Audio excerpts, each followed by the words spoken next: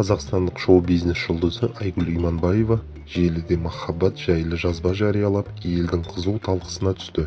Көпшілік жалғызбасты актрисаның сүйіктісін жолықтырғанын болжады. Айгүл Иманбаева сүйетін уақыты келгенін Instagram желісіндегі парақшасында хабарлаған. Әдетте жеке өмірі жайлы ешбір жанға тіс жармайтын әнші бұл жолы іштегі сырымен қалың көпшілікпен бөліскен. Әр махаббаттың өз уақыты бар.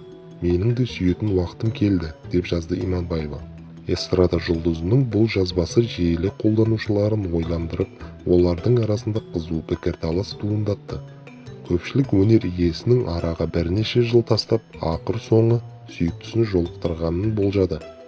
Оқырмандар бірінші некесі сәтсіздікке ұшыраған актрисаның бағы ашылып, бақытты болуын тілеп жатыр. Бақытты болыңыз, лайықсыз, керемет жансыз ғой.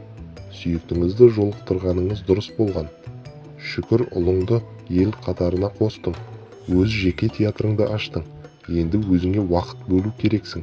Өз маңдай теріңмен жеттің барлық жетістіктерге. Бақытты болуға лайықты әйелсің. Өз теңіңді тапқаның өте дұрыс. Бақытты болуға жаралған жансыз. Әр әйел бақытқа лайықты. Сүйіктіңізге жолыққаныңызға сондай қуаныштымыз, деп жазуда олар.